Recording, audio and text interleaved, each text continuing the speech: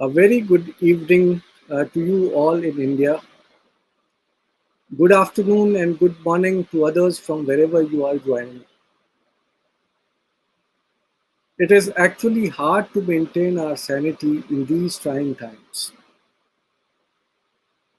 In the last 24 hours, approximately 3.79 lakh COVID cases have been reported in India.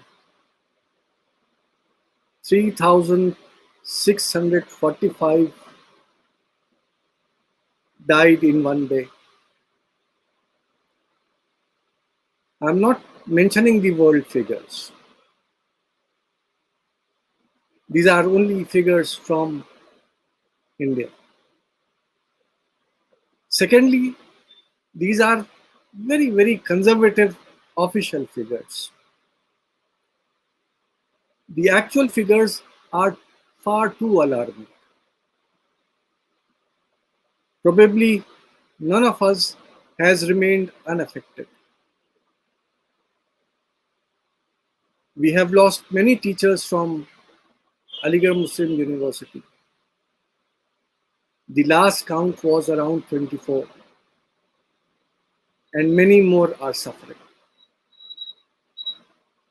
The department to which I belong lost two of its members, one teacher and one an office staff in the last 10 hours or so.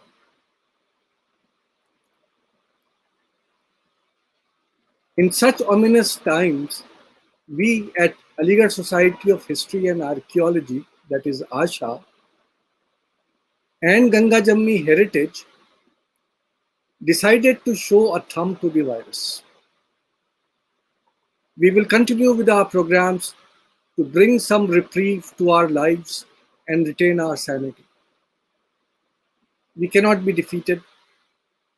We will fight it out. Our students are suffering. The teaching is severely curtailed, but we will continue to do our bit till whenever we can. I would just say be positive and remain functional. Don't be caught down. Today we bring before you an illustrated lecture by Dr. Mehreen Chida Razvi, who is going to speak on a single but significant portrait of Prince Salim as king. It was commissioned by Salim himself when at Allahabad between 1600 and 1601, where he had established his own court in opposition to his father's, that is Akbar's. And during this time, he had his artists create a portrait which presents him, Prince Salim, as the king, and in a more imperial manner than any portrait of Akbar that had ever been made. The visual importance of this painting, therefore, is not just in how striking it is, but in what it tells us about Salim's understanding of the uses to which imagery could be put to as a means of political propaganda, an understanding which would go to have a pivotal and primary role in the creation of a visual language of power once he was actually ruling as the Mughal emperor. Dr. Mehreen Chida Razvi is an art historian specializing in the art and architecture of Mughal South Asia. She is the deputy curator of the Nasser D. Khalili collection of Islamic art and the in-house editor for their publication series. She is also an associate editor for International Journal of Islamic Architecture, and since 2011 regularly teaches courses and lectures on Islamic and Indo-Islamic art at universities and museums in London. In 2019, she guest edited a special issue of South Asian Studies titled Resituating Mughal Architecture in the Persianate World: New Investigations and Analysis, in which her own article, From Function to Form, Chini Khana in Safavid and Mughal Architecture, appeared.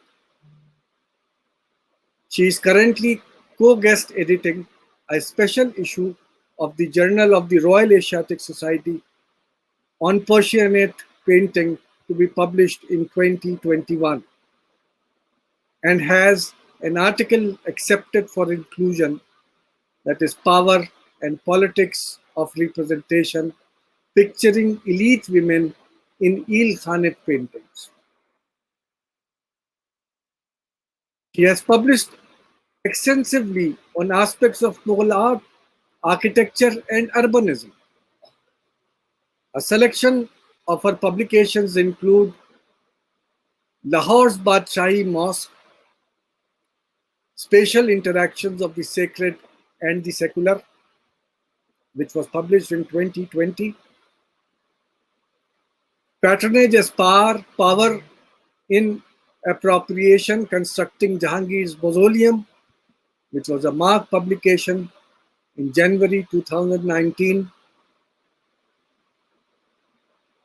A Sultan Before the Padshah, questioning the identification of the turbaned figure in Jahangir preferring a Sufi sheikh in Kings, as a Sufi sheikh to Kings, which was published in 2016.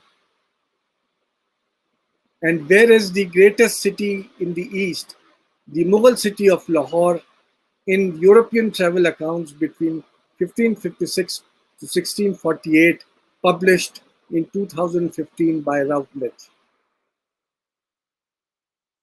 She has further shared her academic expertise with wider audiences through her participation and consultation for documentaries on the Taj Mahal, programming on BBC World Service Radio, BBC Two and BBC Four, participation in the Lahore and Jaipur literary festivals, and as an expert lecturer on cultural tours. Mehreen currently sits on the conference committee for the Association for Art History and the scientific committee for the conference Mosque Innovation in Object, Form and Function, which is planned for November 2021. I am really thankful to her that in spite of these dark, trying times, she readily agreed to be here with us. Please welcome Dr. Mehreen Chida Razvi. Over to you, ma'am. Thank you. Thank you so much, Professor Razvi and Shagufta, and thank you for that warm introduction, Professor. I'd also like to thank the Allahabad Society of History and Archaeology and the Ganja Jamuni Heritage for inviting me to speak today and organizing this lecture series. And especially in these very sobering times, I thank you all for being here, for attending, for watching after. And I hope, for a brief time to be able to just provide some distraction and some lovely pictures, which I hope you will enjoy. So I will just share my screen now.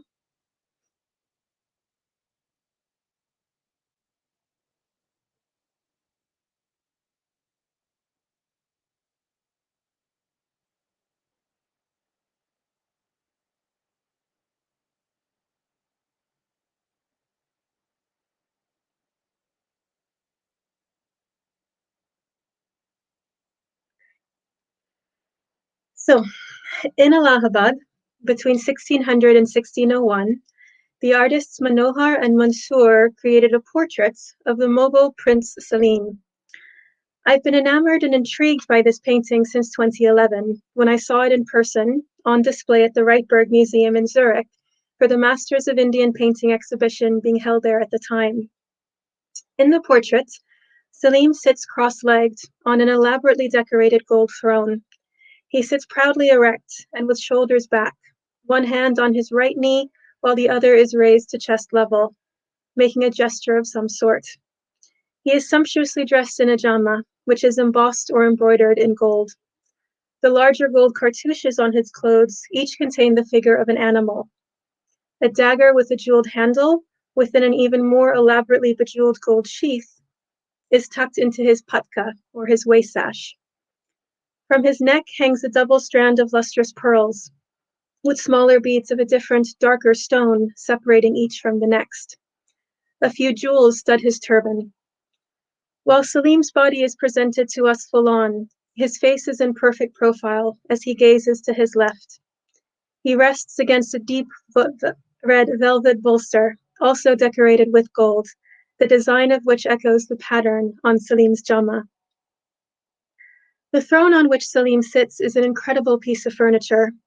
Raised on four legs, only three of which are visible to the viewer, it is cased in gold and ornamented further with what can be assumed is either enameling, painted decoration, or possibly painted inserts. It also has sculptural forms and jewels. It's a throne of dreams, and very likely was exactly that, a creation out of the imagination of Salim and his artists. The portrait exists in a vacuum. There is no sense of place, as the background is completely bare. The only context given to the image is the inscription in the cartouches which frame the enthroned prince. It is due to this inscription that we have such precise information about who the artists were and the date of production. And it is precisely this information which makes this such an interesting portrait. It is dated 1600 to 1601, a few years before Salim became emperor in 1605, taking the regnal title of Jahangir, which means that it was made while his father, the Mughal Emperor Akbar, was still very much alive and fulfilling the role of ruler. The date also lets us know that it was made in Allahabad, where Salim went and established his own court, in opposition to his father's, where he essentially, quote unquote, rebelled. And this was, in essence, a treasonous act. And during this treasonous period, he had his artists create a portrait which presents Salim as king, and in a more imperial manner than any portrait of Akbar that was ever made. The visual importance of this painting, therefore, is not just in how striking it is, but in what it tells us about Salim's understanding of the uses to which imagery could be put as a means of political propaganda, an understanding which would go on to have a pivotal and primary role in the creation of a visual language of power once he was actually ruling as the Mughal emperor. This visual language came to be a defining feature of Mughal painting for generations, and it is almost completely ubiquitous in Mughal painting from 1605, the first year of Jahangir's reign, onwards. I feel I should just state very clearly here, for those not as familiar with Mughal history, that Salim and Jahangir are the same person. Salim is the name he was given at birth, and Jahangir is the regnal title he adopted on becoming emperor. Both names will be used in my talk, depending on what stage of his royal life I'm referring to. The goal of my talk today is to contextualize this portrait of Salim enthroned in the St. Petersburg album within the wider framework of Salim's, and later Jahangir's, ruling ideology, and to make the argument that as a prince, Salim was already formulating how the interaction between the Mughal ideology of kingship and the visual meaning of painting, in particular portraiture, could be manipulated, that he was already thinking about how a visual language could be created and used to portray kingship. I'd also like to define some parameters of this before I continue. First of all, this paper is not going to look at style in Mughal painting, but rather symbolism and intent. Secondly, in contextualizing this portrait and what I believe is its prescient nature, comparative and other relevant imagery used to create my argument is drawn almost exclusively from images from the earlier reign of Akbar, Salim's father and immediate predecessor, from Salim's time in Allahabad, and works from his reign once he acceded to the Mughal throne as Jahangir in 1605. These will primarily be portraits showing the ruler enthroned within a courtly setting, or allegorical portraits. And when later images are used and discussed, it's to show continuity of themes. Imagery of the Mughal court, captured in written accounts during Akbar's reign, portray an opulent, luxurious, ridiculously wealthy entity, for which Akbar and his court gained fame in Europe and Asia. Painted images of courtly scenes by Mughal artists from this time indicate the grandeur of the court, but perhaps it can be said that they only hinted at the extreme wealth of the emperor, or the Padshah. However, during Jahangir's reign, there's a stark shift in how the Padshah began to be portrayed. The luxury and wealth for which he was famed is on display. Jahangir and his sons are typically represented wearing copious amounts of jewelry. The materials of their clothing are more luxurious. Accoutrements of the courts portray the wealth of the imperial treasury. In addition, it's during Jahangir's reign that iconography and allegorical imagery meant to convey Mughal imperial ideology first appears in Mughal painting. For example, they present the ruler giving off the radiant light of Far, a divinely ordained light that emanates from the ruler, symbolized by the incorporation of a halo in his portraits. They include symbolic representations of Solomonic kingship, referencing Jahangir as the perfect, just king, seen in the portrayal of the lion and the lamb lying together on the globe. They also convey the importance of the Mughals' dynastic line. On the left, Jahangir holds a portrait of his father, both haloed. And these paintings depict the Mughals' claim to divine universal kingship, which is manifested within the painted portraits through allegorical imagery taken from European sources. So, for example, in the painting on the right, Jahangir receives aid from the heavenly putti, the little angels. They're bringing a crown to put on his head, they're holding his chain of justice aloft in the heavens, and they're passing him the arrows with which he is ridding his kingdom of poverty. In short, some of the key elements which come to define Mughal painting from the early 17th century onwards only start to be seen after Jahangir's reign begins.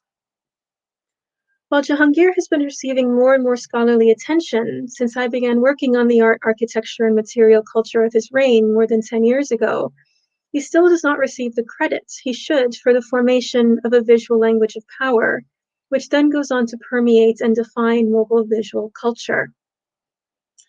And as a way of, working to change this narrative, this is what I want to share with you today. With the examination of this portrait of Jahangir while he was still a prince, made 4 to 5 years before his accession to the throne. Essentially, what I'm saying is that I think we can draw a straight line between these two particular images. For example, both are imperial. They present as their primary protagonist a figure who looks the part of a ruler, someone who projects strength, power, and wealth. But the one on the right, the famous painting of Jahangir preferring a Sufi sheikh to kings, exhibits many of the features we associate with royal Mughal portraits and imperial imagery. The use of the halo, the incorporation of European imagery and techniques of production, the realism and naturalism of the figures, the incorporation of allegorical symbols of European origin. All features are representative of what we can call a visual language of power that was created during Jahangir's reign as a direct result of his interest and his influence in the visual arts, and in the relationship that he had with his artists. These were also emblematic of his princely atelier. He was a hands-on patron, very involved with deciding what would be produced by his artists, and his desires and wants are what drove painting production. I want to again stress that this painting depicts Prince Salim in a way that is more imperial than any portrait made of his father, Akbar, a view also corroborated by the great scholar of Mughal painting, Milo Beach. Amusingly, in a seminal publication on the St. Petersburg album, when this painting is discussed, it's described as being a, quote, almost impertinently royal portrait. From the scale of the image to the opulence of the throne and Salim's costume, to the intertwining of image and text, there is not a single painting created of Akbar that can match this one of Salim in the presentation of an imperial figure. Of course, there were paintings and portraits made of Akbar, primarily for inclusion within illustrated versions of the Akbarname, the great history of his reign. In these, he, as the ruler, at times could easily blend into the compositions if he were not marked out by symbolic elements of kingship, including the placement of an umbrella or a shade over his head, the peacock fan bearer in close proximity, or the feather in his turban. In the audience scenes, when he is the figure seated on a platform or a throne, it's obviously immediately easier to recognize him as the ruler, even if his attire is much of the time quite drab. Within these compositions, despite the many individuals present, the eye is drawn to Akbar as the main figure due to the skillful artists who draw the eye, or even lead it, to the figure of the emperor. But very rarely is Akbar distinguished by his costume, by an overt use of jewelry, or any other imperial trappings. Sometimes a simple string of pearls or beads is around his neck, but his clothes seem at times almost utilitarian, not royal. In images where there are fewer people, or where he is receiving guests or prisoners, or is in an audience of some type, he's the most prominent figure, again marked out by the accoutrements of rulership, in these instances many times including a throne. Mughal thrones took various forms, but one of the more popularly illustrated types was an elevated platform seat, hexagonal in shape, seemingly appearing the most frequently, followed by octagonal, and then square or rectangular. At times, the throne has a high back, but even when this feature is not included, they almost always are enclosed with low sides, with a single or double opening for access. Of all the images of Akbar enthroned, this is probably the most royal, quote unquote, royal image of him I can think of in these situations, where his clothing is more luxurious than those around him. He wears multiple strings of jewels around his neck, and he has a qatar with a gold handle and a elaborately decorated gold sheath tucked into his patka. While here he sits on a beautifully decorated gold throne, occasionally Akbar is also depicted on one which is quite resplendently jeweled, and yet these still do not compare with Salim's Allahabad portrait. So what we are seeing in the portrait of Salim is that this new type of portrait is made, one which, as Beach highlights, immediately distinguishes Salim's patronage from that of his father.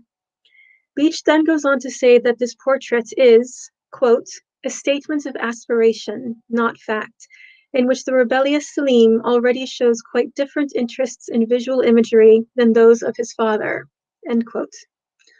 But I wonder if this is not entirely the case, and one, that this was not so much a statement of aspiration, so much as a challenge, and one which exemplifies not just a different interest in visual imagery, but a deeper understanding of what visual images, and in particular portraiture, could be utilized for, and the lengths to which they could be put to for the purposes of political propaganda. So in order to make this case, I'll discuss the ways in which this portrait of Salim enthroned foreshadows the changes and advancements in symbolic and allegorical meaning to come in Mughal painting once he reigns as Jahangir. But before I do, a little more information on the historical background to the painting's production will be given. Before Salim began his, quote, rebellion against Akbar in 1599 and established himself at Allahabad, he had for several years been chafing against the parameters put on him, and tensions between him and Akbar had increased, so much so, for example, that Salim refused to obey Akbar's orders relating to military matters. Salim even made a half-hearted attempt to march on Agra, the Mughal capital, before leaving for Allahabad. Salim was Akbar's eldest son and had essentially been named as his heir apparent, but he still desired an opportunity to rule and govern. And this was a tradition that was common amongst elite Timurid families, and which saw princes given the governorship of provinces while their fathers ruled empires. This was the case not only for the Mughals' Timurid ancestors, but also occurred under the first two rulers of the dynasty, Babur and Humayun. Akbar was the first to keep his sons close at court in their youth, later giving them command of armies and administrative positions, but under very tightly controlled circumstances. So this, in part, contributed to Salim's reasonings for rebelling. Once established in Allahabad, Salim went about expanding his court and his supporters, establishing a firm power base. During his time there, he was quite naughty. He attempted to march again on Agra. He referred to himself first as Sultan, then as Shah, meaning king, and finally as Padshah, the emperor. He had coins minted in his name there, and he had the Friday sermon, the khutbah, read in his name. These were acts that were reserved for the ruler. So, in other words, Salim carried out treasonous acts throughout his time in Allahabad, in addition to having committed the act of rebellion in the first place. Now, one of the things I find most interesting about Salim's time in Allahabad, which I think plays into this very frankly audacious creation of the St. Petersburg portraits, is that he seems to have been in essence permitted by Akbar to carry out this rebellion. Salim had an army of at least 30,000 with him, but the imperial army of Akbar vastly exceeded this. Despite Salim's numerous transgressions and aggrandizements, Akbar never brought Salim's insurrection to a halt, something which he could very easily have done. He in fact rewarded his son. So, for example, when Salim undertook the second march on Agra, Akbar demanded that Salim either dismiss his army and return to Agra or take his troops back to Allahabad. Salim chose the latter, avoiding military confrontation of any kind. And for this, continuing to stay away and not return to his father's court, Akbar awarded him with the governorship of Orissa and Bengal.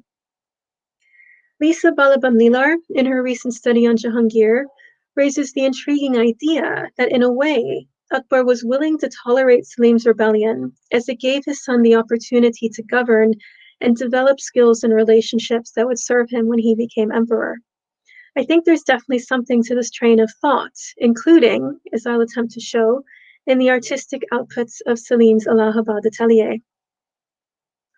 So it was under these circumstances that the portrait of Salim enthroned was made.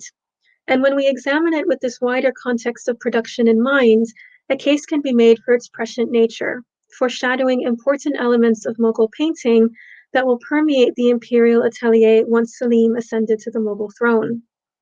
Beach, in his discussions of the Gulshan album, which was created in part during Salim's time in Allahabad, makes the case for Salim's atelier, not Akbar's, being the place where court artists were undertaking the, as he puts it, most extensive, inventive, and exciting developments in Mughal painting from the final years of the 16th century. So with that in mind, it seems fair to say that ideas of visual presentation that were tested in this portrait were able to be fully committed to and expanded once the imperial title was Salim's, and when he had the power to alter the course of Mughal artistic output. At the time of its production, Salim Enthroned was atypical in every way for a royal Mughal portrait. In its scale, the fact that it was on a bare ground, in the incredible detail of decoration on the throne, and in its overall imperial nature. I believe it is in aspects of these incredible outliers that we can see the foreshadowing of Jahangir's imperial painting production from the time of his accession in 1605 onwards. So I would like to now discuss these particular aspects of foreshadowing, of symbolic and allegorical meaning in Jahangiri era painting. And they are the importance of the portraits, the scale of the image, the unparalleled opulence of the throne, and the use of symbolism and allegorical imagery. So firstly, the importance of the portraits. The fact that we have a true portrait is really very interesting, and one which is more true to life than most of the portraits of Akbar ever created during his lifetime. Possibly the only one which could be considered a truer representation is a small brush drawing of Akbar in the British Library, in which a sense of pathos comes across so strongly. It is known that Akbar appreciated portraits. He sat for his own to be taken and ordered portraits of his courtiers to be created as well. And this was documented by his close confidant and biographer Abul Fazl. Abul Fazl also appears to enhance the meaning of portraits within his writings, saying, for example, in his Aini Akbari, that making a likeness was a source of wisdom.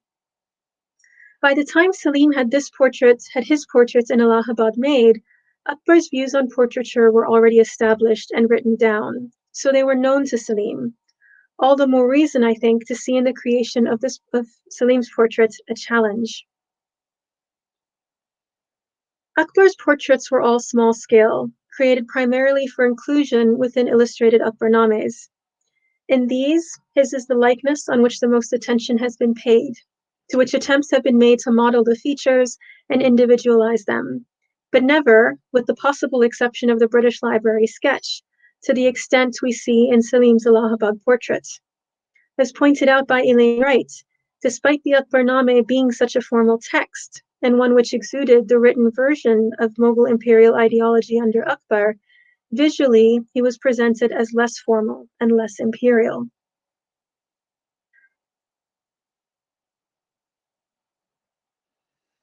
Within its genre of royal Mughal portraiture, Salim's is superior to those of Akbar's.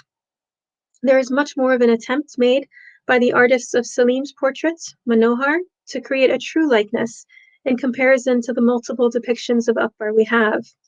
To be fair, Manohar is described as a pioneer in royal portraiture by John Seiler, and while he's referring to Manohar's portraits of Akbar, I would argue that this phrase is exemplified by Salim's portrait here instead. And indeed, in discussing this portrait, Seiler refers to it as the linchpin of Manohar's career in recognition of its magnificence.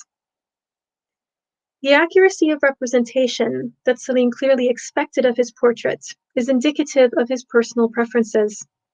Throughout the Jahangirname, Jahangir's autobiographical memoirs, the reader is made clearly aware of how interested he was in capturing the reality of life around him, and how, as a result, there's an increased technical precision in the portrayal of realistic, naturalistic images that occurred in his imperial atelier. And probably one of the most stark examples of this is when he ordered a painting made of his courtier Inayat Khan, who, due to an opium addiction, had wasted away to literally skin and bones. On seeing him, Jahangir writes that his appearance was so remarkable that he wanted his artists to paint it so that they could document what they saw.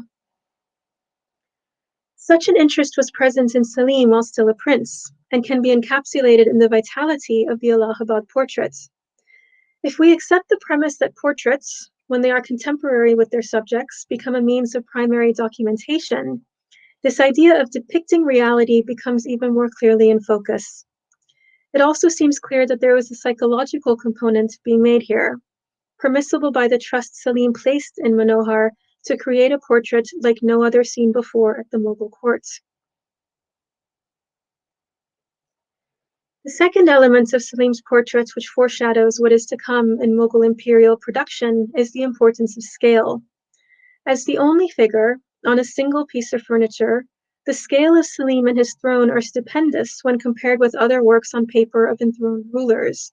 And I stress again that nothing like it had been produced at the Mughal court before. It is, of course, recognized that when Jahangir came to the throne, the paintings of the imperial atelier shifted from those produced by his fathers, in that typically there were less figures included, which meant that those who were created on a larger scale. And larger figures meant that the artist could create more detailed images of these individuals.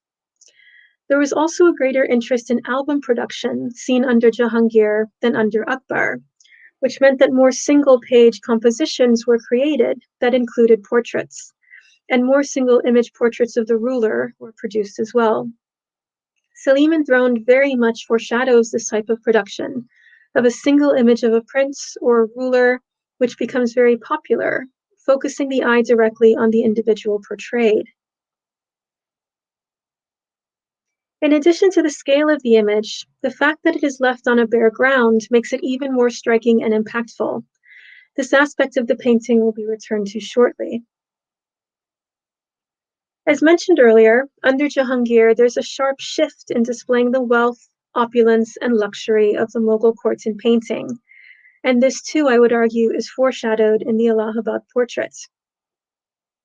In his imperial depictions as emperor, Jahangir, the royal princes, and to some extent the courtly elite are depicted in more luxurious clothing. They are bejeweled, and the courtly settings are more elaborate and sumptuous. The wealth that is pictured on Jahangir's person is phenomenal. In the strings and ropes of pearls and jewels he wears, including on his turban, in the jeweled bazu bands that encircle his upper arms, in the multiple rings of gold and precious stones or jade that he wears, in the priceless materials of the daggers and swords that they are encased within, and the same lavishness is seen in the depictions of furnishings, in the material of the cloth, and in the other courtly accoutrements. One of the most extravagant of which is the depiction of a large weighing scale used to weigh Prince Khurram on his birthday. The scale is covered in gold and studded with precious jewels. In the paintings of Jahangir's reign, this display of splendor becomes normal, and once normalized, continues in Mughal paintings of subsequent reigns. But before Jahangir was emperor, in the paintings produced under Akbar, this was far from the norm. This could have been a stylistic choice, an issue of scale, or for some other reason. What is unquestionable, however, is that Salim's throne in the Allahabad portrait was unique in its magnificence when it was created.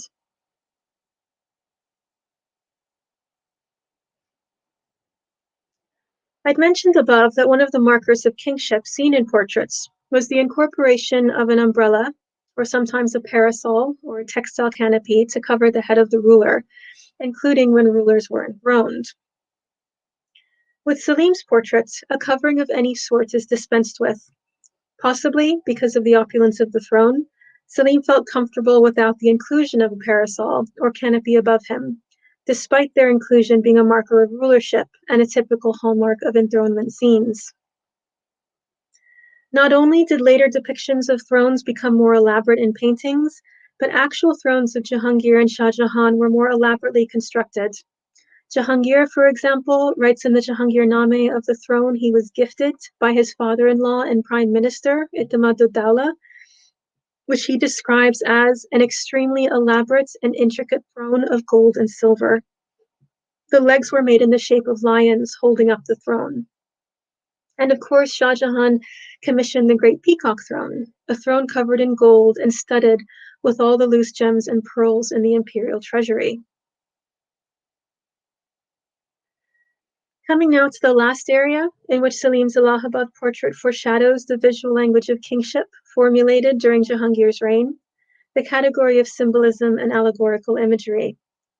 There are several ways in which I believe this painting anticipates Jahangir's overt use of these pictorial methods, the first of which is in the animals portrayed on the throne. In the output of his imperial atelier, Jahangir introduces the imagery of the lion and the lamb as an allegorical representation symbolic of Solomonic kingship, which is to say, visualizing the concept of Jahangir ruling as a just, wise king over a peaceful kingdom that benefits from his perfect rule. Some of the most magnificent of such representations can be seen in Jahangir's allegorical dream paintings, in which the lion and lamb lie together peacefully beneath Jahangir's feet, neither giving in to their baser instincts, because of the purity of Jahangir's realm and the control he has over it. However, it seems that even while in Allahabad, this visual combination was being explicitly used in relation to Solomon himself in a Divan of Hafiz, a volume of collected poems that Salim commissioned while in Allahabad. In this Divan is included a painting of King Solomon enthroned with jinns, birds, and animals. Depicted in front of Solomon's throne are a collection of animals which would typically fall into the categories of hunter and their prey, a lion and a cheetah, and a sheep, a goat, and a rabbit. As Malini Roy and Jerry Losty points out, this is a very early pre-imperial example of Salim's use of biblical messianic symbolism for his own purposes, used in this instance to visualize the peaceful nature of Solomon's kingdom. Later, this imagery is taken and allegorically applied to his portraits to represent his imperial ideology of rulership. Coming back to Salim enthroned, I believe a case can be made for stating that in this image on the throne, references to Solomonic kingship are present through the incorporation of multiple birds decorating it. Of Solomon's many traits, he is said to have been able to speak the language of birds, and it was of course the hoopoe who was the messenger between him and the Queen of Sheba, named as Bilqis in the Muslim tradition. Birds, therefore, are frequently associated with Solomon, and this includes, of course, the simurgh.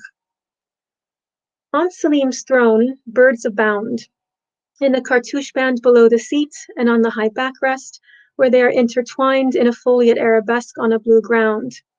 The placement of a simurgh on the octagonal star directly below the opening to the platform throne seat seems significant, a purposeful placement in that particular position that would indicate symbolic importance. Perhaps it is meant to portray the idea visualized in this Timurid painting of the simurgh before the throne of Solomon.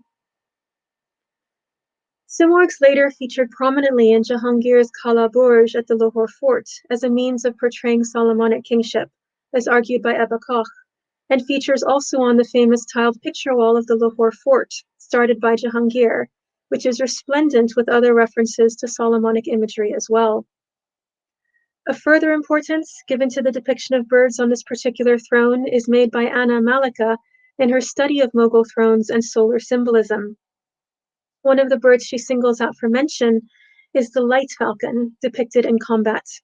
She writes that the Mughals followed their Turkish ancestors in considering light falcons to be imperial birds because, in court poetry, they were associated with the sun and with royalty. Stepping away from Solomonic symbolism, but still examining animals on the throne, there are two hunting scenes on the front, one to either side of the Simurgh star. In these two stellate cartouches are representations of a feline taking down an ungulate. To the right is a lioness attacking a deer, and to the left is a cheetah and a black buck. In addition, within the throne, on the interior rim of the platform, mythical and real animals appear to be in a chase. The two visible to the right are inspired by Chinese qilin, with their characteristic trailing flame motif coming off of their forelegs, while the two others visible on the back of the throne are the same types of deer being attacked in the star cartouches. Such visible and overt hunting imagery is rife with symbolism. On the idea of the hunt itself, hunting was a royal pastime and had symbolic importance as a way through which a ruler was able to portray their courage and their fitness to rule and their means of protecting their subjects. And it's likely these reasons, posits Elaine writes, that in part prompted Salim to commission a shikarname, a hunting album, while at his court in Allahabad, where he was presenting himself as king. The hunt was further reflective of good governance and administration, and so having such explicit hunting imagery visible on the throne was a way for Salim to present these attributes of his ruling ability. I think it the case that these images had further symbolism as well. On the feline ungulate attacks on the front of the throne, the iconography of a lion attacking a deer has a long history as a symbol of a stronger power defeating a weaker one, and specifically within the Iranian Persianate cultural sphere was an old symbol of Nowruz, of the sun overcoming the power of darkness. So this particular image is doing some heavy lifting, conveying the symbolism of the Mughal hunt as representative of the ability to capably rule, of political power and acumen, and also of a Persian cultural tradition. Its partner, the depiction of the cheetah taking down the black buck, it can be argued, has another layer of meaning beyond the associations of the hunt as well. In contrast to the lion deer image, which has a wider geographic resonance which can be considered Persianate, here we have a local type of deer, the black buck. Is it too much of a stretch to see in these two cartouches a reflection of Salim's shared heritage, his Timurid bloodline through his father and his Hindu Rajput bloodline through his mother? Salim was the first Mughal prince to not be purely Timurid, his mother being a Rajput princess, and subsequently he was then also the first Mughal emperor with this mixed heritage. Akbar had already incorporated aspects of local Hindu ceremonials and activities into the courtly culture, and more importantly, incorporated aspects into his imperial ideology of rule, making associations, for example, between himself and Rama. Salim was aware of this, and as he had a true claim to this kind of local cultural heritage, it seems reasonable that he would also in some way want to reflect these two sides of his bloodline. which in essence meant two sources of power. This nod to his Rajput side is evident as well, I would argue, in some of the decorative elements of the back of the throne, where Hamza heads, or geese heads, are prominently displayed, as are lotus blossoms at the top of the three finials on the back of the throne. Hamzas and the lotus flower have, of course, deep symbolic importance within the Vedic traditions. But having said this, these could also be reflective of rooting Salim into the local socio-political landscape. But just as it's possible to see multiple layers of symbolism given to a single image, we see that the same can be said of the Hamzas, because they could equally be interpreted as duck heads. Malika has noted that ducks were linked to Solomon, as they could both walk on earth and fly in the sky. It's possible, therefore, that elements of the throne's design were chosen because of their multiple layers of meaning, and were designed to have a far-reaching resonance regardless of who the viewer was. In paintings produced at Jahangir's imperial atelier, allegorical means were frequently employed to portray Jahangir as a universal sovereign, the ruler of both the temporal and spiritual realm, and to visualize also that he and his line were divinely ordained to rule. In the St. Petersburg portrait of Salim, I would argue that we're seeing the beginnings of Salim's awareness for how the use of pictorial image can be used to reflect the concept of universal kingship. This can be seen in the features just discussed, which represent a diverse society over which he rules, but also a wider Persianate cultural sphere. Additionally, recall that in the portrayal of animals on the throne, both mythical as well as real animals are depicted, and that the mythical animals are quite prominently placed. Perhaps this is an even more overt expression of images alluding to the idea of universal kingship by proclaiming Salim's supremacy over both mythical and real animals, which perhaps are meant to be representative of both mystical and temporal realms. These animals are placed on the throne that supports Salim. In other words, he rules over them. There is yet another element of importance, which can be read into Salim's portrait around the universality of the image. Because the portrait exists in a void, with a bare background, in a state that transcends space, place, and time, I think a case could be made for the creation of a universality Salim as the Pacha, as the emperor. We're invited to gaze upon the emperor without any visual background noise, without the ability to root him in a specific place or time. Our eye has nowhere to go except to him and his throne, and so it is to them we're drawn in to gaze upon and admire the details of the paintings, which themselves relay important symbolism to his role as emperor. Gazing at Salim, we're also led to follow his own gaze. Where is he looking? He gazes intently to his left, and since there's nothing within his setting for him to see, he gazes, as Susan Strong has pointed out, at the inscription verse which names him as emperor. As translated by Wheeler Thaxton, the full inscription reads, "In the time of the lion-capturing prince, in essence the glorifier of the 9 thrones, from the fortune of that orthodox prince a beggar would acquire the income of Byzantium and China. In a year when the treasure-bestowing prince rode his steed out to chastise the Rana, Manohar, who with the stroke of his princely approved pen would cause sperm to take shape in the womb, drew a likeness of a king as glorious as Jamshed. Mansur's brush worked on it. Now, like Hassani, without error seek the year from the words, likeness of the emperor." It is this last phrase, likeness of the emperor, which gives us the date of the painting. It's a chronogram that gives the dates of 1009 al-Hijri, meaning July 1600 to July 1601. And it is this part of the inscription, Susan Strong tells us, that Salim is gazing at. This painting was likely created for inclusion within a muraka, an album, a compilation of calligraphies and paintings or drawings within a single bound volume. Because of the orientation of Salim and the directionality of the image, it must have been on the left-hand side of an opening.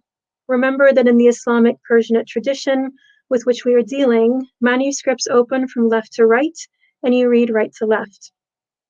As it is such an imperial image, it seems likely that it was probably intended to be the opening image of an album, without a corresponding image to its right.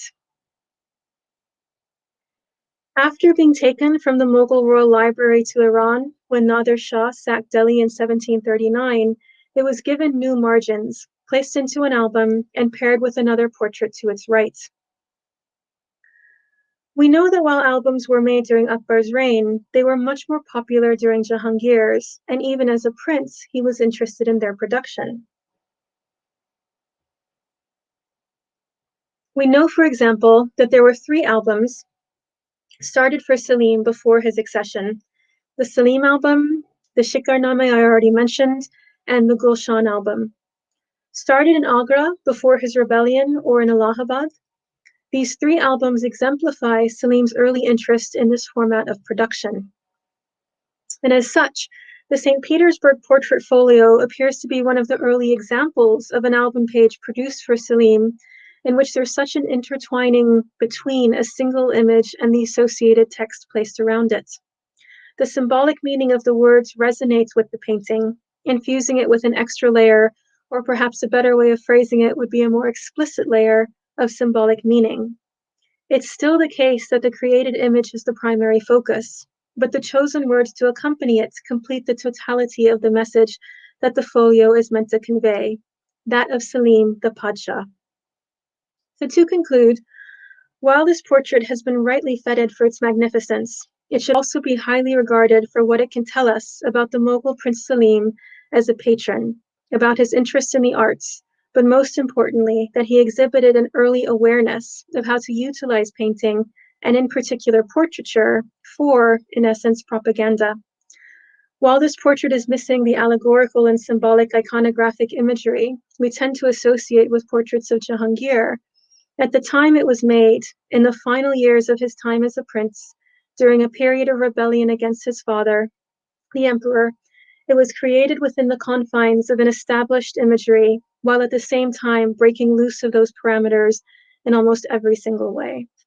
So I thank you for your attention, and I'm very happy to answer any questions you might have.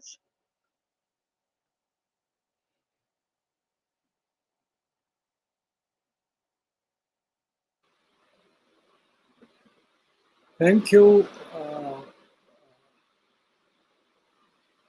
Thank you very much. Let us have the questions. Shagufta, can you put up the questions? Yes. Uh, Ali Heather asks, Madam, doesn't this portrait of Jahangir sitting powerfully on a throne suggest that he was not a lazy ruler who busied himself in drinking opium all the time, as he was often criticized for being so? And do we know the name of the throne on which he is depicted sitting on? Well, thank you, Ali, for that question. So just the last part first. The throne is imaginary. There's no kind of written evidence or any other pictorial evidence that it ever existed. So it's a figment of the painter's imagination, of Salim's imagination. In terms of this idea that he was, a drunk and addicted to opium and lazy. I mean, he was addicted to opium. He did enjoy his alcohol. He did succumb to drunkism quite frequently. But I think he has been unfairly maligned as well in history as this ruler who just kind of gave over every vestige of power to, his wife Noor Jahan when they married, and that there were other people who were running the empire in his stead. At the end of the day, he is the ruler, and anything that was happening with his authority and with his approval. And so, yes, he does get to a point where he writes about it in the Jahangir Name that he's too addicted to opium, he's too addicted to wine, and he knows he has to cut back for his own health. So he's very frank about his flaws, but he still is the ruler. So yeah, this idea which has persisted that he was very lazy, that he didn't take an interest in ruling his empire, is a false narrative, which I'm happy to see, more recent scholarship is challenging. Right. Uh, There's also a very interesting question, not really related to this, but Nikhil Sheth asks, why is Mughal study so fashionable? Books so it's sellable and papers publishable compared to Sultanate era, apart from handful of good scholars. So thank you, Nikhil, for that question. Um, I I don't have a precise answer for you. I mean, it could be a combination of any number of factors. I mean, there has been much more interest in the Sultanate era in the last few years, and there have been some really excellent studies which have come out. And obviously, as you say, like, Professor Kumar was one of the people driving the interest in Sultanate studies for a while, and I was very fortunate to meet him a few times and discuss some things with him. But within within academia, within history, the interest in different periods goes in waves. And the Mughals, there was a lot of interest in them. There still is, but I think now we can definitely say that that interest in the historical backdrop of South Asia is expanding. So not just in terms of studies being done on the Sultanate era, but also in the Deccan.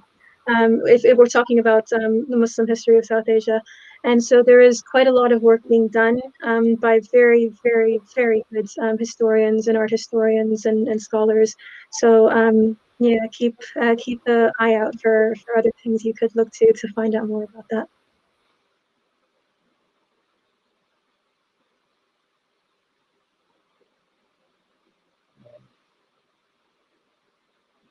Mirza Hasnain, if Mughal art during Jahangir's time was having the European influence, then why the art of sculpture making, as was present in Europe, did not become a prominent in Mughal Empire, and was throne of Mughal emperors prior to Shah Jahan equally lavish as the Peacock throne? Okay, thank you for that. So the first part of that question, um, when we talk about European impacts into Mughal material culture, um, you have to think about the type of objects which are coming into the court, into the sphere of the court that the artists are looking at. And these have to be very, just by their nature, they have to be small, portable objects. So we know that not only do we have works on paper in terms of, printed books and paintings and engravings which are coming into the Mughal court that the royal family is interested in, that their artists are looking at and they're copying. We do know that there were small scale sculptures that were seen as well. So, for example, when the Jesuits came and they established their churches, they had all their churchly accoutrements, including some sculptures.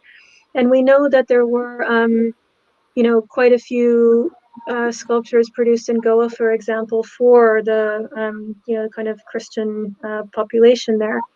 But when we talk about Mughal sculpture, we again have to kind of have a different notion of what sculpture is, because we have um, in terms of surviving objects, there are a few kind of large scale, kind of architectural, sculptural entities. So, for example, in the forts, you would have the Hathi poles, the elephant gates. And from the paintings we know and descriptions, we know that there were sculpted elephants that were, on either side of these gates. And Abacock has done work on these two elephant sculptures, which Jahangir actually commissioned on the route to Kashmir. And so there were these few kind of large scale sculptures that were made, but otherwise we're actually talking about objects on a very small scale. So, for example, if you think about the daggers that the Mughals produced, the dagger handles sometimes end in sculptures of animal heads or, some other kind of form. You can think of the amazing wine cup, which is in the Victoria and Albert Museum here in London, Shah Jahan's wine cup, which is this incredible sculptured gourd with a ram's head as a handle. So we don't think of sculpture in the Mughal context in the same way we think about it in the European context, but it does exist, and is really exquisite when you look at it. Oh, and sorry, the second part of that. The throne of the emperors prior to Shah Jahan being equally lavish as the peacock throne, there were incredible thrones that were produced. So for example, I mentioned the one that Ithamad presented to Jahangir, which was carved of silver and gold and had lion pedestals as the feet. But in terms of sumptuousness and lavishness, I don't think there would have been anything like the peacock throne because it was made entirely of gold and was studded with all the loose pearls and gems of the treasury.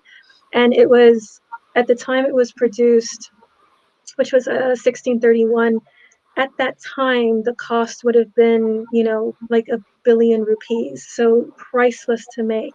And unfortunately lost to history after Nadir Shah took it back to Iran.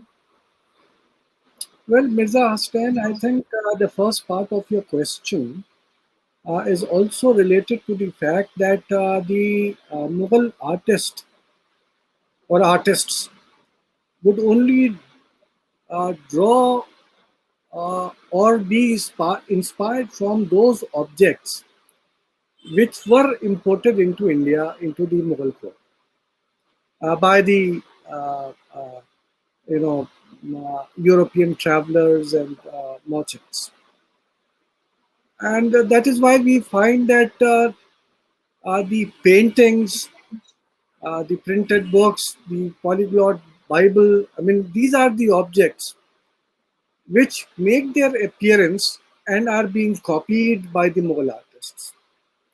The type of sculptures which were practiced and known in Europe, the poor Indian artist was never exposed to that, number one. Number two, uh, except possibly Akbar, none of the other Mughals preferred to have the life forms being sculpted to such an extent as it took place under Akbar. I mean, Mehreen just mentioned about to you the elephants.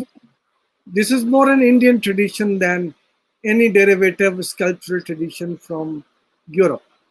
I mean, the life-size elephant sculptures were known in India. These sculptors, stone cutters, they were used to that and they were producing it. Well, yes, and also, I mean, there's such a long history of sculptural tradition in India anyway, Right, right, outside of the right, Mughal context. It's very much a art form rooted in the right, right. area, so it didn't need, an external source to Exactly, inspire exactly. sculpture.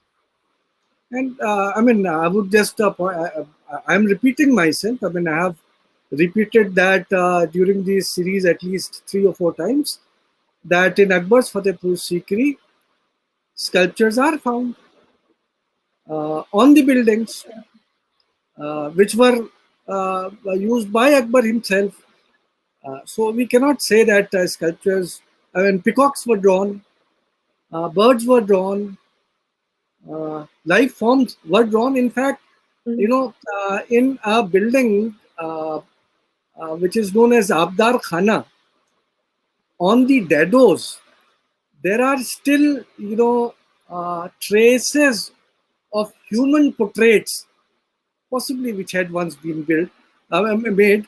Those portraits are no more there, but you can, if you take a photograph, you will find the whole silhouettes of 3 or 4 people who are standing in line. So that is there.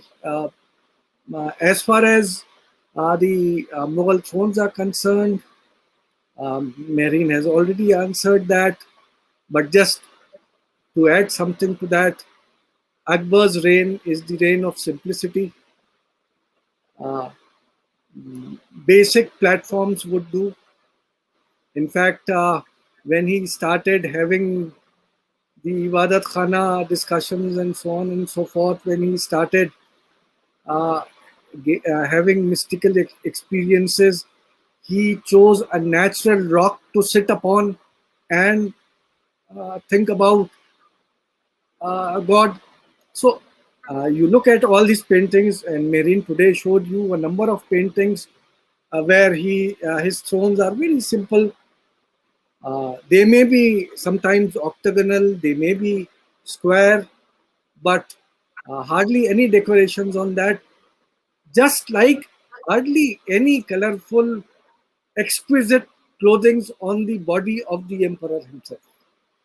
Uh, so it is it all starts with Jahangir, and possibly this image which Mehreen showed us of Prince Salim acting as the emperor, sitting on an exquisite throne.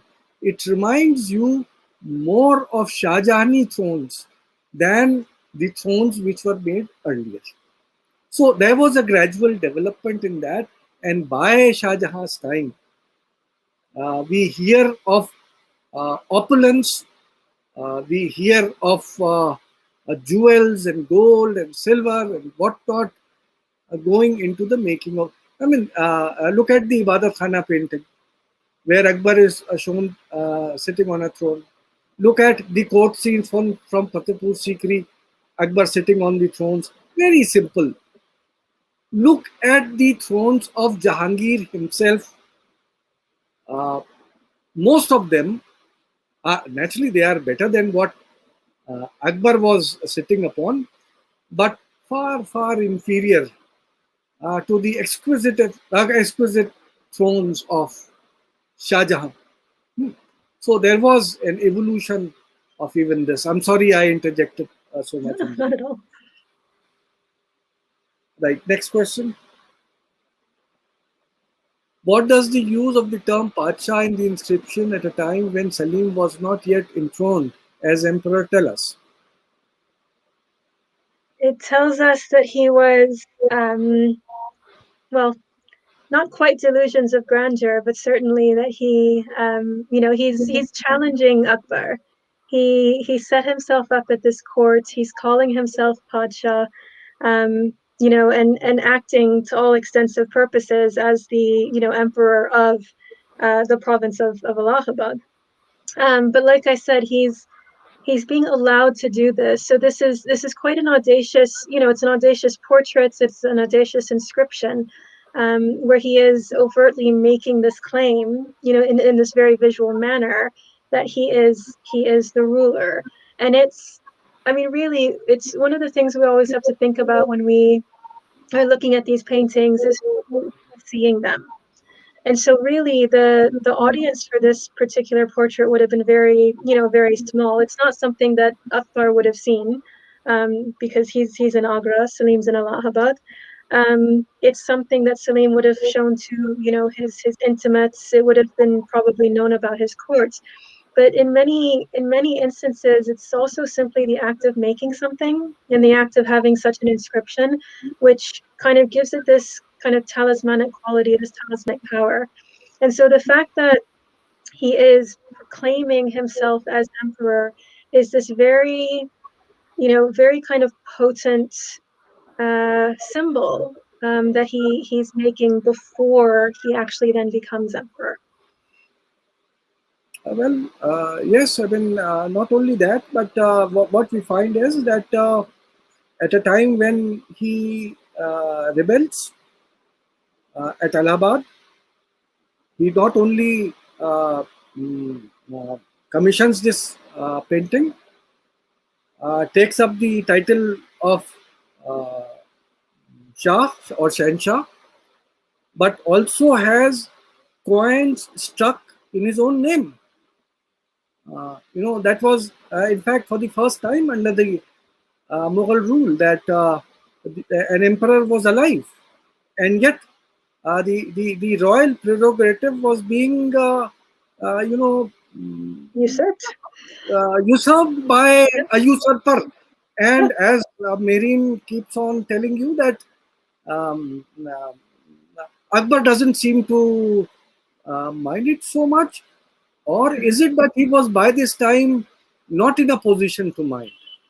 Because the type of politics which was going on in court during that period, possibly Akbar was acting very wise.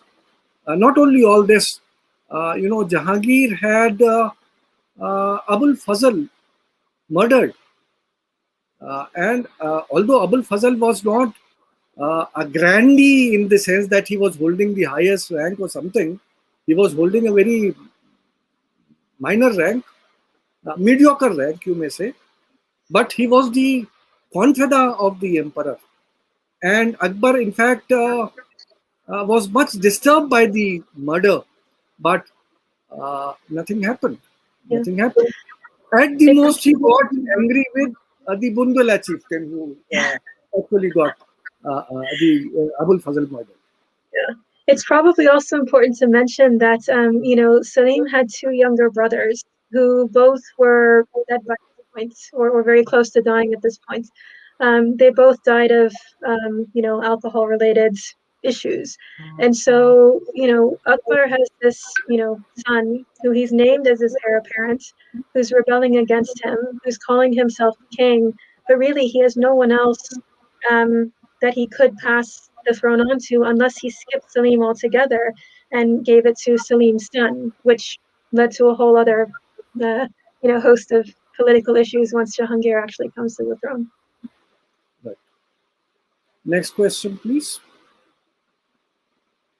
Does Prince Salim portray himself as a religious figure, and was it accepted? Um, in essence, no, not in terms of thinking about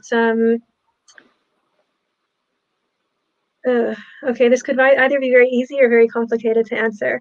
So does he present himself as a religious figure? No, he doesn't present himself as a sheikh. He doesn't present himself as a imam. He doesn't present himself as a member of the ulama. But tied into the notion of Mughal kingship and imperial ideology as it was first established and projected by Akbar in his Akbarname, and then with Jahangir and the subsequent rulers, there is this, there's this concept that, and I mentioned the idea of the Mughal emperor being ruler over both the spiritual and the temporal realm. So they don't claim to be divine. They don't claim that they are, like a head of a religious body, Akbar being an exception. But they utilize the notions of certain notions of spirituality and mysticism to make this claim that they have this rulership over both the temporal and spiritual worlds. So, like I said, it could be a very quick answer. It could be a much more complicated answer, but it lies between those kind of two extremes. Well, I would answer it in this fashion that there is a difference between religion and divinity. Hmm. Uh, mm, the Mughals, especially Akbar and Jahangir, uh, were believers in divinity. They took their claim to divine kingship very seriously. Uh, but neither Akbar nor Jahangir ever took the help of religion to put forward their divine origins of kings. Uh, I will explain it in the way that when Abul Fazl starts defining the kingship under Akbar, he invokes the legend of Ellen Khoa,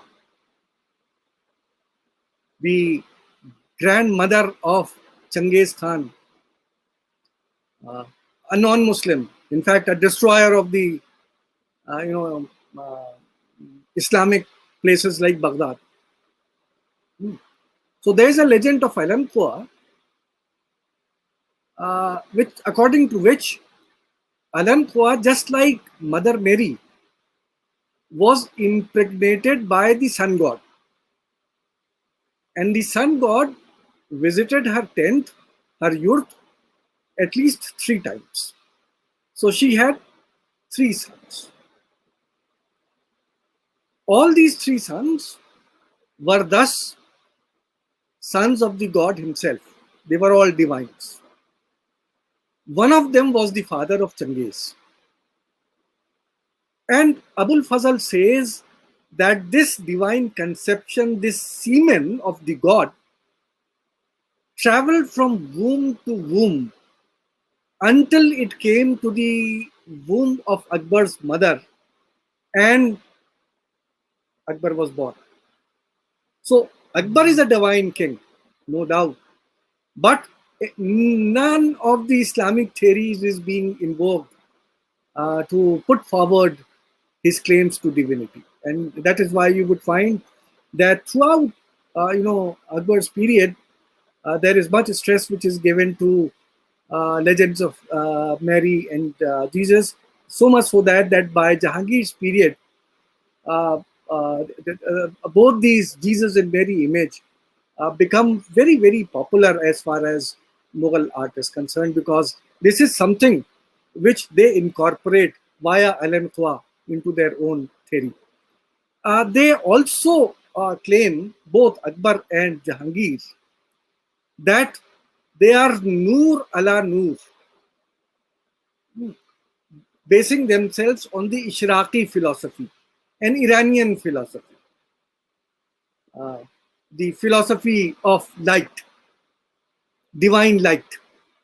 So, unlike the previous Turkish divine concepts of Zillallah, the dark shadow of God, you have an illumined, bright, divine light emanating from God, which is kingship.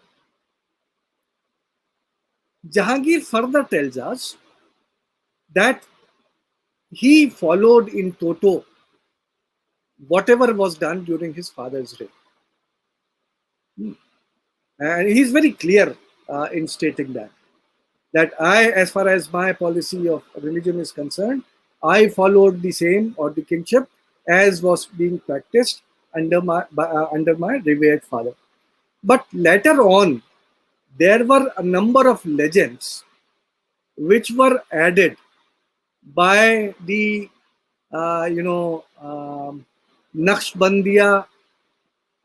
Sufi silsilas, who tried to emphasize the role of Sheikh Ahmad Sarindi and tried to show that actually Jahangir was, a very pious Muslim king as opposed to his father. And it was with the intervention of people like Sheikh Ahmad Sarindi that Prince Salim was made the king, and he once again started following the rule of Islam. That is something which has been, I mean, circulated by the Mujaddidiya, silsila, for which we have no actual evidence anywhere. In fact, you look at the discussions, the Ibadat Khana discussions, which were taking place during the reign of Jahangir, not under the reign of Akbar, under Jahangir. His questioning of God and Islam is actually much more critical than Akbar had ever let it happen in his Ibadat Khana discussions. So, in a way, we can say that what I'm trying to derive at, it's a full topic. I mean, you need an hour to talk on that. In short, about Jahangir, just like Akbar, believed in divinity, but not religion. Zainab Naqvi, thanks for the lecture. Is there any reference for the purpose of portraiture of nobles at the atelier of Akbar and Jahangir relating to physiognomy, and with reference to sovereignty and symbolism in the painting of Jahangir shooting the severed head of Malik Ambar? Is there any specific interpretation as to why the emperor stands on a buffalo and a whale? Thank you for the question, Zainab. So in terms of the purpose of portraiture relating to physiognomy, um, beyond the most kind of basic reason, which is to present the reality of what we're seeing at the Mughal courts.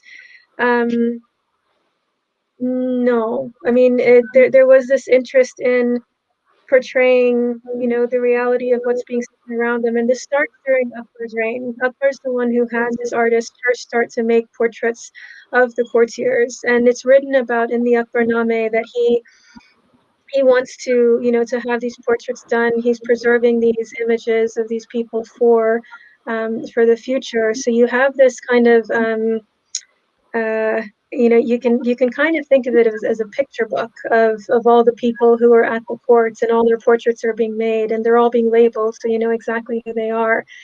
And just as an aside to that, in terms of these portraits which are made, they get utilized in later paintings as well, because once you have the portrait of a particular individual, you can then just copy it over into another painting. So those grand court scenes that we see, where there's many people in the audience, you'll notice from kind of the end of Akbar's reign, but certainly from Jahangir's reign, you see the same person being depicted each time, because you now have a stock image which can be replicated. So you can replicate a true image of the courtiers and of the individuals to put into paintings. But in terms of the idea that the the portrait can tell you something about a person, about their personality. Nothing like that comes into the production of these portraits. And there's not this idea that if you make the copy of a person, you're kind of captivating them in some way. There's nothing like that. So at the most kind of basic level, it's about presenting the reality of what is being seen at the courts, and then perpetuating that in the images which are being produced. With that incredible painting of Jahangir shooting the head of Malik Ambar, yes, there is a specific interpretation. So with that one, Jahangir is standing on a globe. The globe is resting on the back of the bull. The bull is standing on a fish. And that combination, the bull and the fish, is related to notions of Hindu cosmology and how the world was created and how it was supported. So remember when I was talking about the throne, I was talking about this idea of images having multiple layers of meaning. And so in that particular portrait, in that particular painting of Jahangir shooting the head of Malik Ambar, there's so much symbolism throughout it. But that particular combination of the bull and the fish is referring to Hindu cosmological thought. Right. I will just add one tidbit to what Mehreen has said, and that is that once when the European merchants came to, or an embassy in fact, came to the court of Jahangir, actually I am forgetting whether it was Akbar or Jahangir, possibly if I remember correctly, it was Jahangir. The emperor asked one of his painters to bring a portrait of the European ruler, I mean, which the Europeans had brought, and asked them to copy it. And after it was copied, the European, embassy was once again asked to reconfirm has it been made correctly or not. You're talking about when Thomas Roe, the ambassador Thomas from More. England, came to Right, Jahangir's court, and he right. had a portrait of a female who was very Ah, special to him, and he showed it to Jahangir, and Jahangir wanted it. ah, And Roe said, "I will give you anything, but this is too precious to me." So then Jahangir asked him to leave the portrait with him, and then he had his artists copy it, and then and asked what? Roe to pick the original when he comes back. And there's like 6 of them laid out. And Roe ultimately does pick the original, but it takes him time because the copies are so good. Right, right, right, right. Mirza Hassan has asked if Mughal art during Jahangir's time was We've had having. this one already. Pardon? We've had this question already. Okay, next one, please. Next one.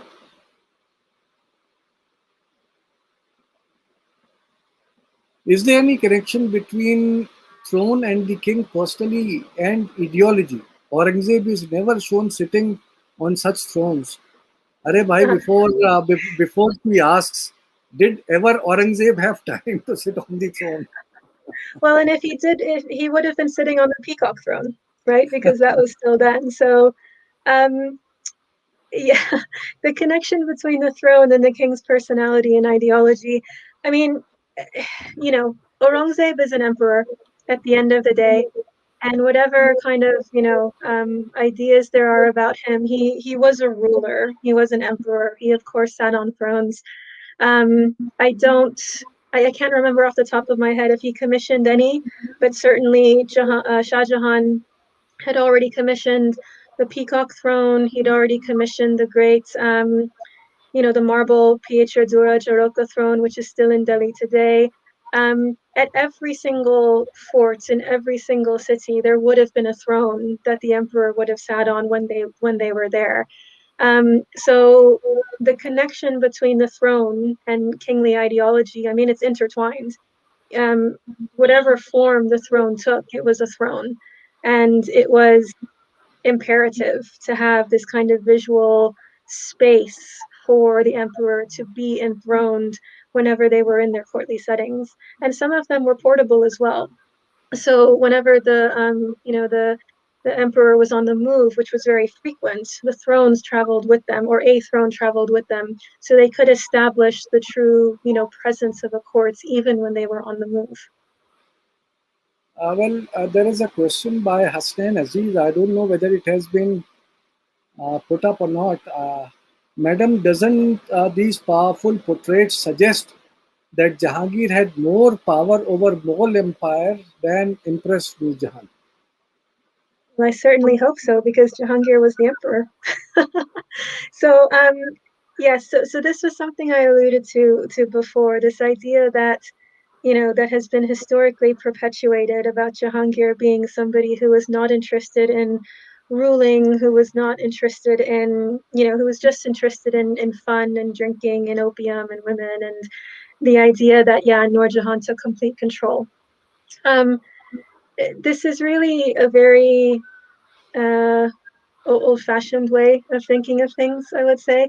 And you have to remember as well that when okay, so I'm going to bring this back to the notion of politics and political power and history being written by winners. So for the longest time, Jahangir, Nur Jahan, Shah Jahan are all very happily working together to have Shah Jahan come to the throne after Jahangir dies. This situation changes when Nur Jahan marries her daughter to another of Jahangir's sons, Shahryar, and she starts to turn Jahangir away from Shah Jahan. Shah Jahan still ultimately becomes the next emperor. He hates Nur Jahan. He hates her. He writes, in some of his court histories, you get these really visceral words about how awful she is.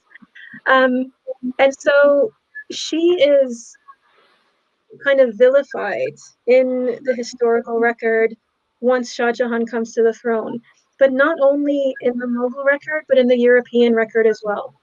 Because you have, even from Jahangir's time, Europeans who are coming to the courts and who are writing about how Nur Jahan is the one who controls everything and she is the one who rules everything. And there is this, you have to take into account um, the time period and who's writing it and what's going into these writings. And so Nur Jahan has really been vilified from the contemporary 17th century period onwards. And the idea that she uh, grasped the reins from Jahangir is not really true. Any references we have to Nur Jahan in the Jahangir Name, Jahangir refers to her in very um, in a very glowing way, but never in any way which at all indicates that she is overstepping any bounds, that she has like taken control from him. And I mentioned before, we have to remember that anything, any powers that she had, because she was given powers no Mughal queen had been given before her, but she was given them. He gave them to her. So she was allowed to mint coins. She was allowed to have drums beat her presence into the court. And these were rights that queens didn't have before. Then they continue. So then, for example, Mumtaz Mahal has these rights. Jahanara, Shah Jahan's daughter, has these rights. So it's like Noor Jahan is the first of these powerful Mughal women who are very active at the court. And let me just clarify, the Mughal royal women were powerful before, and they were active in the court, but more behind the scenes. Noor Jahan comes to the forefront, as do then some of the other Mughal women after her. So I just want to say be aware of these external things which have come together, to give this idea of Jahangir being in thrall of Noor Jahan and not really taking an interest in running his kingdom, because that's not true. Uh, Mehreen, with your permission, I would also like to speak on this topic. Oh, of course. Uh, I would point out two things to you. One, that uh, the European writers of the colonial period, people like Vincent Smith and other such historians, they started to pick up and magnify uh, whenever they found or they were uncomfortable with the fact that a woman was enjoying power. Petticoat government, Mahamanaga. It has now been proved that there was no petticoat government at all. I mean, why don't you talk about the parent governments then? Why petticoat government? Why is Smith so much stressing on this fact? The fact that Noor Jahan is holding a gun. But have you forgotten that even at a time when Babur was in Central Asia, roaming in the wilds of Central Asia, Samarkand, and those places, even at that time, whenever he would go on a war, he would consult his women, his aunts, his elder cousins, so on and so forth. Why do you forget that Gulbadan Bano Begum, the daughter of Babur, was more literate than the son and uh, any of the other people in the court? In fact, Gulbadan Bano Begum's own husband, who was also a prince, was almost illiterate. But Gulbadan Bano Begum was one of those who was the literate of that period. Hmm. Uh, Throughout the Mughal period, whether it is the reign of Akbar or it is the reign of Shah Jahan, and that has been hinted by Mehreen just now, that or it is the Mughal women, the principal women of the court, who are holding the seal of the emperor. Whatever farman, whatever thing is prepared, वो गजब में भी prepare हो सकता है. He must be angry on something. But ultimately, after a cool down period, it is Jahanara, for example, who would put up the seal. It is Mumtaz Mahal who would put up the seal. It is Noor Jahan who would put up the seal. This was a tradition which was not started during the period of Jahangir. It was a well-established Timurid tradition already. Yes, absolutely. So I mean, number one, this is what I have to. I mean, as I said, that again, there is no point in going into details of this. Secondly, I would like to point out, the question was by Hussain Aziz about the role of Noor Jahan Begum, whether she was an empress or not. There are three very prominent writings which deal with that. Beni Prasad, who starts with this concept of Noor Jahan Junta, who says that it is at the point when Noor Jahan comes and marries Jahangir in 1611 that she starts wielding power. Her father, her brother, her cousins, they wield power and hold territories. Consecutive territories are being held by them. So Beni Prasad was the first to point this out. Again, Beni Prasad, remember, was writing during the colonial period. He was followed by Professor Nurul Hasan. And Professor Nurul Hasan, through an article, was there any Noor Jahan Junta? Mm. Negated everything what Beni Prasad had said and came to the conclusion that just like the Petticoat government, there was no Noor Jahan Junta at all. It was Etmatul Dawla who was having the power. He was there on his own right, not as the father of Noor Jahan. In fact, he was there even before Noor Jahan was married. This was followed by the third, very brilliantly written paper by Professor Irfan Ali, where he negated both the other two, Beni Prasad and Nurul Hasan. He negated Nurul Hasan by saying that yes, there was a period when Noor Jahan had extreme political powers concentrated in her hand. But Beni Prasad was wrong that it was the period 1611 onwards, 1611 to 22. Irfan Habib says that it is at a period when now Humayun is ill. He is bedridden. At a time when he thinks that most of the decisions he can't take independently himself. The seal is as it is in the hands of Noor Jahan. It was at that time that she gradually started developing her powers and started having, no doubt, ambitions.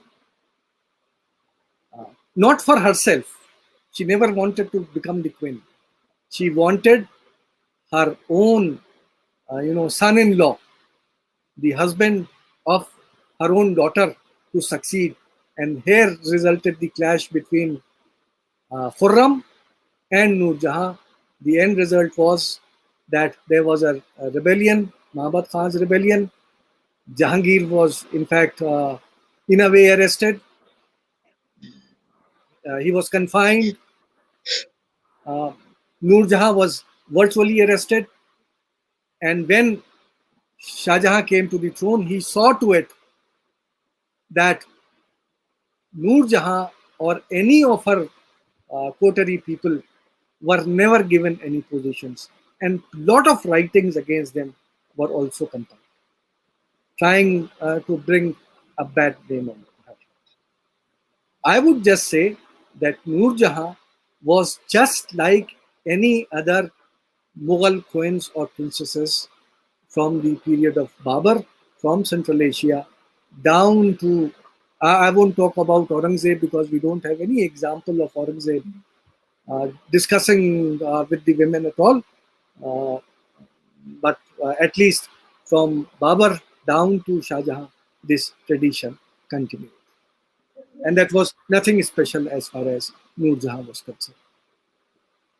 I think we have had around 1.5 hours discussion, Mehreen. It was such a lovely talk. It was a pleasure. Thank you. Some of the miniatures all of us have already seen, but we are seeing them in a new perspective altogether. I was thinking before the start of your lecture that your 1 hour would be devoted on one particular painting. So how would you do it? You did it excellently. Thank you very much. This is how, and that is one of the reasons that we agreed with you to have this uh, topic so that the students who listen to it, who joined us at the moment and would be looking at this video when it is uploaded, uh, they would learn a lot how to question the miniatures and how to extract history out of them. And I would say, Zainab, one of the girls who asked a question here, once upon a time she was interested in such a theme. I hope she would have benefited through this. Mehreen, I know you were not well. You came, you gave us so much time. Uh, in fact, I am also feeling very exhausted at the moment. I Sure. had certain questions of mine, but at a time when you were lecturing, I had messaged Shagufta that please you take up the question answer session because I am feeling giddy. But then I couldn't resist myself uh, by interjecting in between, howsoever haphazardly I might have done. No, Thank you no, very thank much, you. and I Thank you hope so much. that things become positive once again. And I hope that in future also we would be holding another series of lectures with you on some other topic. It Thank would be you. my Good pleasure. night. Thank you so Take care. much. Thank you.